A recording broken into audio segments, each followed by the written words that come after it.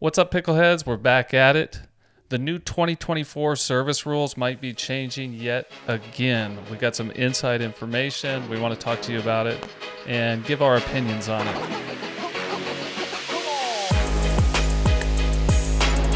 So let's go right into it, Oz. Last week we talked about how for the first tournament of the year for the PPA, they are going to go to, I guess there's not really a name for it, but I explained the type of serve that it's going to involve. It is a volley serve, so it has to be hit out of the air. And the reason that they're doing this serve is so that they can stop any type of cheating or anyone trying to get that extra edge on their serve.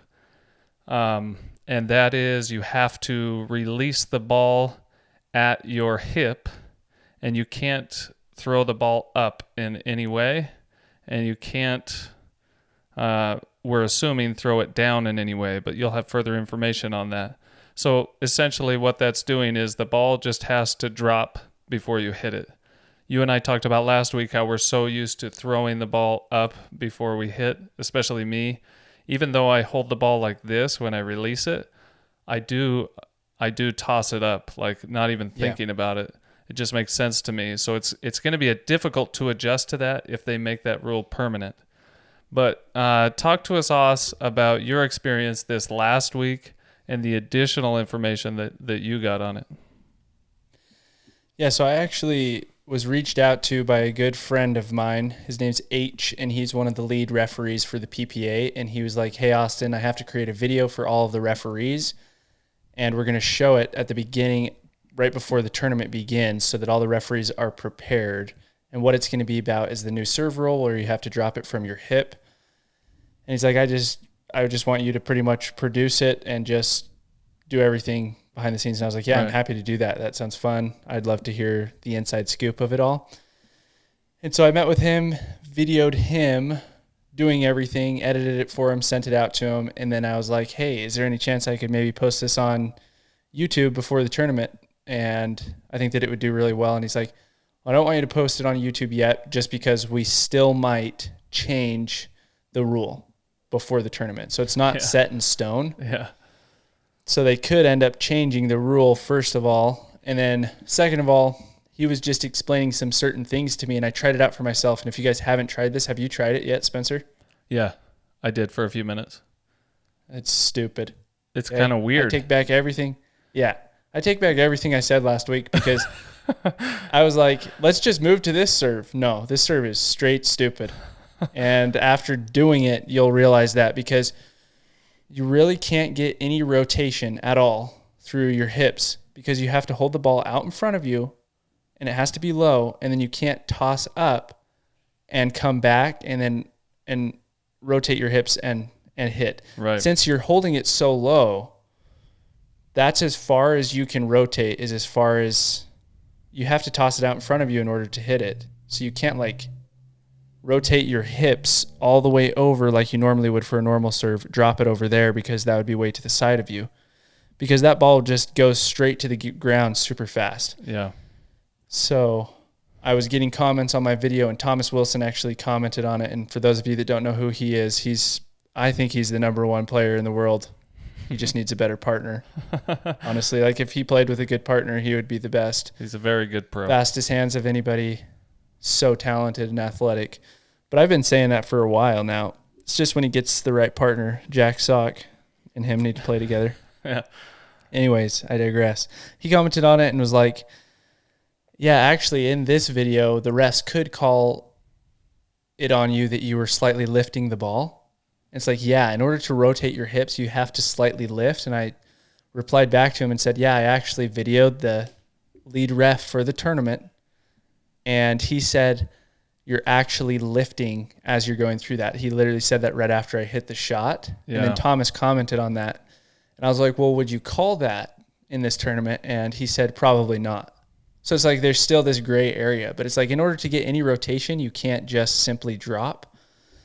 Mm-hmm. So my new conclusion is drop serves, because I hit a couple of those for the first time I've ever tried to drop serve yesterday, and it was absolutely amazing. So I think that drop serves are They take away any problems of it being above the waist, because even if you drop it above your head, it's still going to bounce below your waist, because the pickleball just can't bounce up higher, and you can still rotate through your hips and take a real crack at the ball. So Yeah, so let's talk a little bit more about that then. So when I did it, I think we should find a name for this serve. And as of right now, I would name it the awkward serve. yeah, Because it's so awkward, it doesn't like feel right. patty cake serve. And if they are trying to give you no advantage on the serve, if that's the purpose behind it, then I understand that, because it works. Because it's like you said, you can't rotate your hips. You can't really do any type of serve motion other than just kind of be a dummy robot and move your arm and hope that you get it in the box. I don't know. Like you said, I would prefer that they just move it to a drop serve. It's going to bounce well below the waist and just go from there.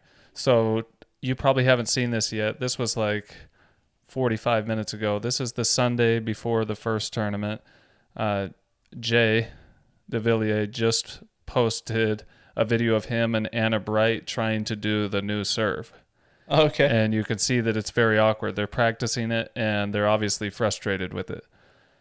Because So you can't, stupid. I mean, it just takes away, it not only takes away your advantage, it almost takes away your athletic ability.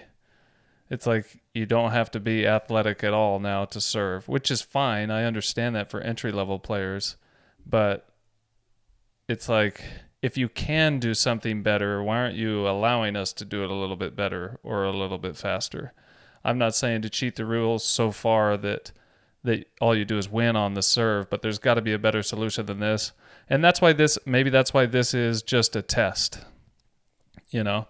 But talk to us about when you met with H and you started videoing, what is it that he's looking for on this serve that he would call you on?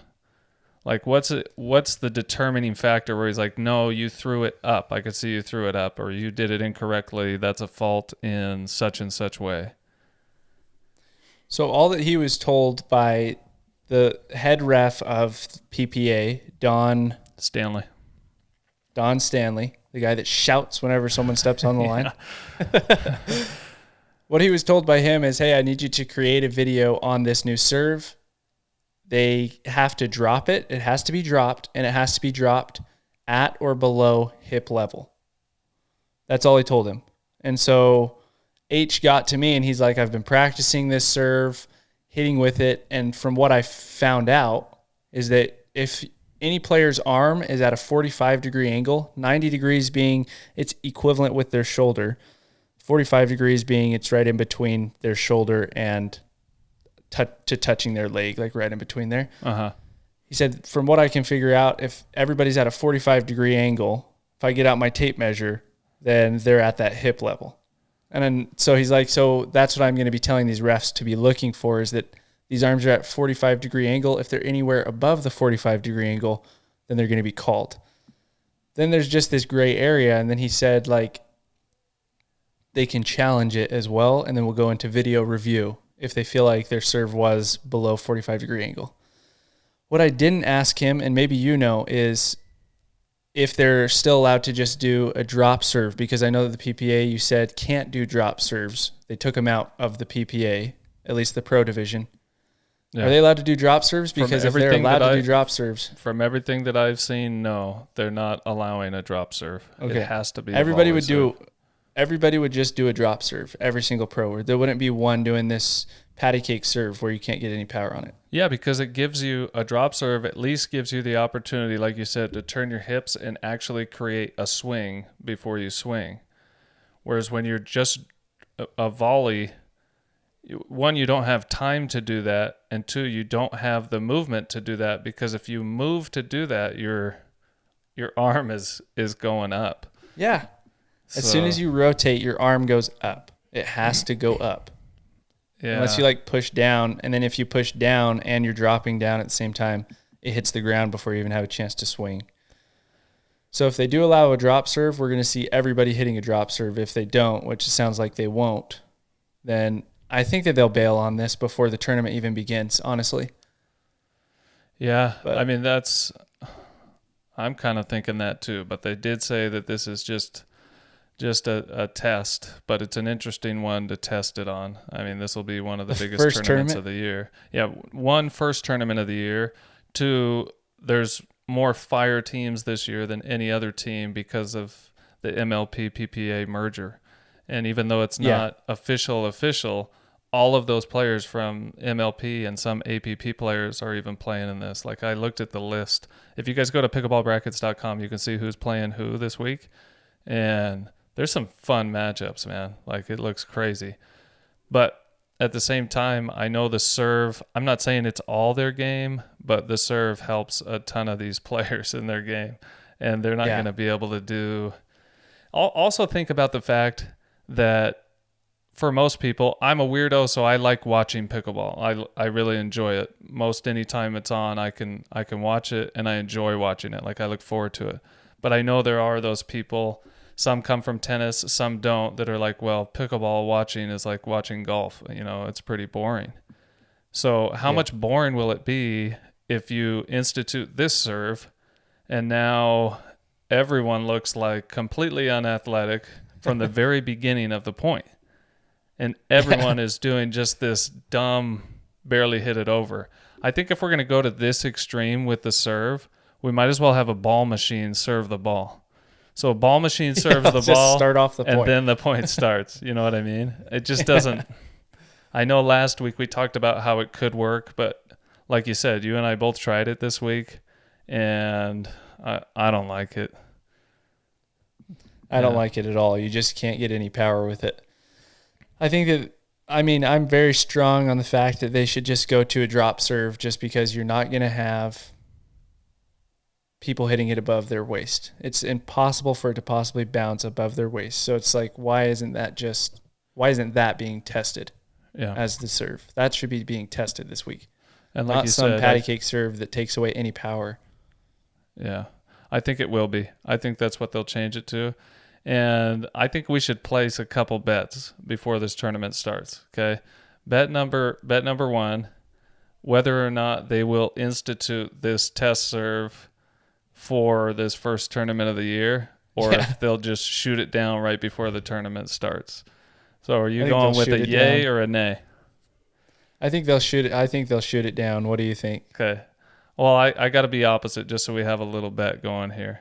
Yeah, I'm like 50-50. But maybe slightly more towards, I think they still want to test it out and see what happens. So, okay, there's the first bet. Okay, bet number two. There'll be three total. Bet number two, how many faults will you see called throughout the tournament?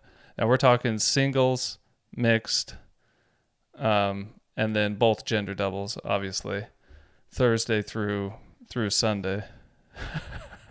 I would say average per game. Yeah, let's do that.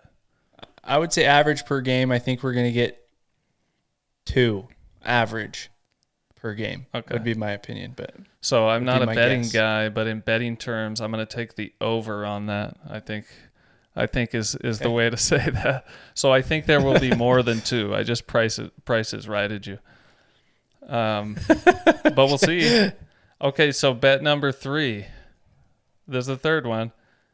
What was I going to do for bet number? How many challenges now? So you just brought up something new. I did not know this. So H told you they're if they get called on a fault, they're able to video challenge it. They probably won't be able to video challenge until later, like far enough in the tournament, but maybe from the beginning. I don't know. Yeah, and the video challenge will only take like an hour extra, where you're watching commercials waiting for that video challenge to go through. It does. It takes forever. Though. Nobody wants that what to is happen up either. With that?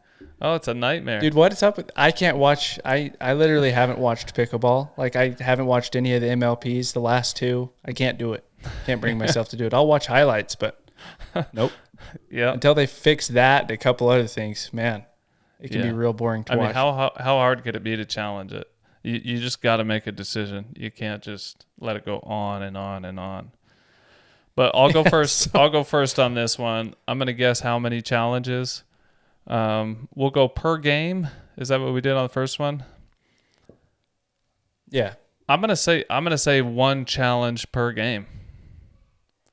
I would bet that there is. Nobody's familiar with this serve, and everyone's gonna fight against it. But Yeah, for sure. I'll go with 2. yeah, 2 per game. all right. The question is, how are we going to know the statistic at the end? We're going to have to hire someone to do the statistic. Yeah, we got to contact somebody like Real Clear Stats or one of those other guys, and they can let us know and figure out. I don't know. So one other thing, kind of a weirdo. I'll probably count as I go. Okay, yeah, let's have you do it in front of the computer, just writing down. Yeah, my wife's gonna be like, "What are all those tallies on the inside of your hand?" Oh, don't worry about it. You don't even get up to get a piece of paper. Yeah. You're just like, yeah, I'm too lazy for that. So another thing is that I just watched is Connor Pardo and that other guy. I can't remember his name, but he's one of the announcers always. They were talking about how this year there's going to be open tournaments, which there's like 15 of those. Oh, and progression and then there's going to tournaments. be progression, yeah. Then there's going to be some other cool name and then another cooler name. And there's only 4 of those. There's 6 of the other, and there's 15 of the other. But I don't know what this Masters tournament is. All that being said, they're going to be doing a progression format for those of you that don't know. And that means there's 1 match per day per skill, I guess you could say. So like singles, there'll be 1 match per day per person. For doubles, there'll be 1 match per day per person. And then for mixed, there'll be 1 match per day per person. So these players are going to be playing 4 matches per day if they're playing in all 4 events. I think 3. there's 4 events, yeah. No? 3. 3? Because Okay. no one's going to change their gender midday. That's true. But yeah, there Maybe are they will. viewers will is. see 4 different types of matches per day. Singles, There you mixed, go, okay. and then both genders doubles. But players will play 3 per day. So Supposedly, it is 2024. We might see someone out there that just changes gender midday. It could happen. We don't know. yeah, we don't. But anyways, you're going to be watching 1 match per skill per day. So however that works. Hopefully that I'm speaking English correctly. But Yeah, I think it's a great idea. That's fun. It's like, let's get some singles, and then next Ben's playing at 2 p.m. against a couple of other people, whoever it might be. That's at 2 p.m. You can tune into that and watch the doubles, and then you can watch mixed after that. And it tells you the specific times that they're on. And I think it's all through Pickleball TV or something like that. So that sounds interesting to me. I'd like to at least try out 1 tournament. And if the challenge system's still super boring and long, then I'll continue my strike. Yeah. Which do you think is more taxing on a player? Because it can be really taxing mentally too. How do you go from, for anyone watching or anyone listening, have you ever gone from playing singles in the day to directly after playing a mixed match to directly after that playing gender? Nope. Those are never. 3 completely different ways to play pickleball. I mean, some people use Yeah, that's different cool. paddles to play singles than they do doubles even. But it's a completely different strategy, a completely different game, and to switch from one to the other throughout the same day, for me, that would be extremely tough. If I was a player, I would prefer the other way. But at the same time, the other way I know is more taxing on the players. Like I know playing singles from early morning until late evening, if you make it that far, like that's a big day. Whereas in this case, you're just playing. You play your 3 matches or whatever, and then you're done for the day. But I don't know. Yeah. Which would you prefer to play if you were playing? I think I'd prefer to start with singles. And I feel like singles gives you a really good warm-up for doing anything else. And No, then what I heading mean is, into would you prefer the existing format like they did last year, where you play only singles one day, only mixed another day, only gender doubles the next day? I'd prefer the progression. Yeah. I'd prefer the progression starting with singles, if that would be possible, and then heading into mixed next.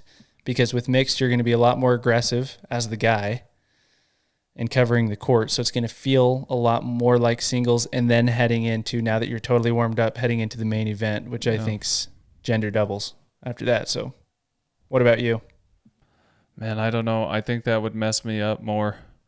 I think it'll definitely be something for the players to get used to. But if I had to choose, I would choose only one thing per day, like only singles, only mixed, or only gender doubles. But we'll see. I think this could be more fun for the viewer because that way you're tuning in every day. I don't watch much, if any, singles. And so now I will watch a lot more singles because it's going to be on every day. And I'm going to be wanting to watch mixed and doubles. So from a viewing standpoint, it's good. But the new service rule will ruin it for all the viewers. Yeah, it will.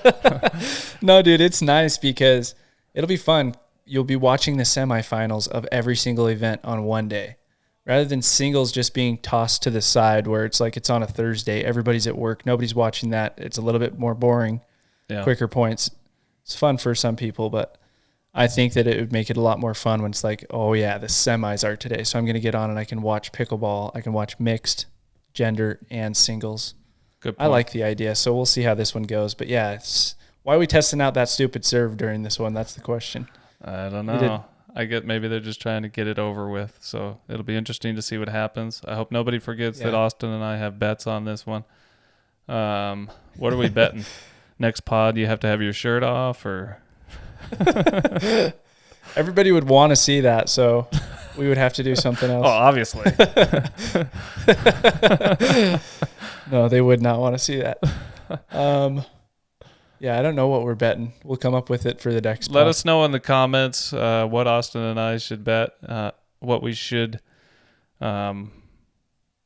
be our punishment if we lose the bet. That'd be awesome. I'm sure we can get some interesting ideas.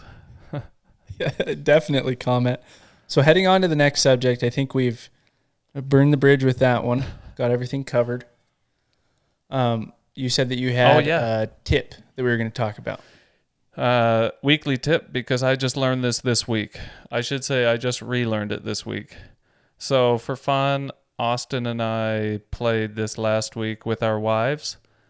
Played some mixed, and he was noticing, and it was especially on my backhand side, that I was missing my drops a little bit, or popping them high. But what you noticed is that my swing path, so my backhand drop, what it should be, and what I've practiced since then, is you should start, I always put a little bit of backspin on the ball when I do a backspin drop, but you should be pushing forward and up as you put spin on the ball. Whereas at my swing path, I was putting backspin on it and I was finishing down. And that was causing the ball to, it was causing me to mishit it. Let's just say that. And so you just mentioned, I can see what you're doing. You need to come up. Well, since then I practiced it. We drilled yesterday. And my swing path now, I'm still putting backspin on the ball, but my path is finishing up. And not too big either. You don't want some huge swing. It doesn't need to be. But I've noticed that I'm finishing more forward and up, and it's much more consistent. So what else can you teach us other than you taught me that? So now you got to add on to it. Yeah, it's just starting at your hip. So you start at your hip with your load up. As soon as you know that you're going to hit a backhand slice, which is as soon as they hit it to your backhand side, a backhand underspin drop, you're going to go to your non-dominant hip with your paddle, and then you're going to cut down and up. So you're going down, you're starting up, so it's up, down, up is what it's referred to as. That's the technical term. So we start up, we go down, and we're carving under the ball, and we want to act like we're scooping a bowl of ice cream with the back of our hand. We're just scooping that ice cream out, and then we're finishing high, but by high, we don't mean way up in the sky. Yeah. As high as you want to get is shoulder height. Okay, so it should never go out of your vision, especially, but above your head or anything like that. But you're just essentially scooping under that shot, and your paddle face is starting by aiming towards your opponents. And if you guys aren't on YouTube right now, hop on YouTube and watch this, rewatch this part so that you guys can see, because I have a paddle in my hand. But you're starting at that hip, and then your paddle face is facing your opponents, and then it's facing upwards, and then it kind of finishes with the tip outside edge of your paddle pointing towards where you want to go, pointing towards your opponents. And there's no wrist breaking throughout this. My wrist stays neutral throughout the entire shot. Neutral meaning it's going, if I were to draw a line all the way from my forearm, through my wrist, through my hand, through my fingers, it would stay on that neutral plane. It's not going to be bent forward or backward or cocked. That's staying relaxed. The only thing that's changing my paddle face is my elbow. My elbow starts by pointing downwards, and then my elbow finishes by pointing outwards towards the side fence that I'm at. So then I'm cutting under, and now my elbow has moved to pointing outwards. That's going to help you to get that underspin on the ball, which typically will make it so that your ball doesn't bounce up super high. So it's a great drop to have. But yeah, that's what I was noticing is when he was hitting his backhand drops, they were all going in the net. And it's just because he was starting high and then he was finishing low. Yeah. It's like Noah Slice is high, low, high. You're just cutting under that ball, scooping that ice cream. And it's a dope tip. I'm going to clarify that just slightly, especially for those that are listening. If you're only in a position to listen right now, like you're driving or whatever, you can always hop on YouTube later, and we have these. I'll have this specifically labeled on there, so you can fast forward to the point, to this point where we're teaching this. I'll have it labeled backhand drop or something like that. But like you said, your elbow, I think it can be seen in my camera here. Like you said, it goes from low to out. But what's actually moving that elbow low to out is really your shoulder. Like your shoulder is doing all the movement. You know what I mean? And I think what I've seen a lot of people miss is, like you said, they're either using too much wrist or they're trying to move their elbow a ton and they're not really just moving their shoulder. So from a very beginning level, I would say lock the elbow, lock the wrist, definitely, and use that shoulder. With time, yeah, you can use a teensy bit of wrist once you get super comfortable with it, and you can, move your elbow just a little bit, where you need to. But I would suggest your only joint that's really moving here would be your shoulder, right? Yeah. 100%. It's your shoulder's the hinge. Your elbow is pointing downwards, and then it's pointing outwards, just like your palm is pointing, I guess the inside of your palm, we could say, is pointing towards your non-dominant side when you start the motion, and then your palm is pointing downwards when you finish the motion. But that's all from the shoulder, so I'm glad you pointed that out. And I want interesting stuff. It's you pointing it out, but I'm just clarifying here. And then clarifying, like you said, with the paddle face, your paddle face in basic terms is facing the net when you start, and then the outside edge of your paddle is facing the net when you finish. And mainly, right, what would you call it? The top corner outside edge is kind of pointing to where the ball should be going. Yeah, your outside corner, top outside corner is going to be pointing towards your opponents. And it's not like I'm exactly flush towards my opponents when I'm starting with my paddle face. Right. It's not completely flush. It's slightly open, kind of facing the sky a little bit. And then it's opening more and more and more to where all of a sudden that tip is now pointing towards them by the time I've finished my motion. Most important thing is that you're not reaching behind yourself. You're keeping everything out in front of you so that you can always see it, and so that you don't put on too much to the ball. You don't need that big motion. You want to keep everything concise and small. Keep pickleball dumb, which is what Spencer talks about all the time, is keeping pickleball dumb. Something that he learned from AJ Kohler. Yeah. Is that pickleball is a dumb sport, so we need to keep it dumb to down, and you'll do a lot better. Keep it simple, concise. Yeah, definitely. It's not going to spin. I mean, you can put spin on the ball, but it's not going to be like a tennis ball. We don't have strings on the paddle yet. So yeah, don't make it harder than it needs to be, I guess, is what we're trying to say. And another big point, what I see people mess up on all the time, is their swing path is huge. It's just too big. So compact it and make it smaller, make it easier on yourself. Anyway, that's what I learned this week, or relearned this week. You can always relearn, or you can always add on top of what you've already learned just to get your game, that much better. So I appreciate you teaching me that, Os. You bet. Anytime. I love to give unsolicited advice. I'll take it. We appreciate you guys being here. Tune in to the PPA Masters and check out these dorky looking serves. It should be a fun experience for all of us. And let us know in the comments what we should bet about, what our punishment should be. We actually really want to know that. Yeah. That's what I've been lingering on. Should be super fun, but we appreciate you guys joining us, and we will see you guys on the next one. Later.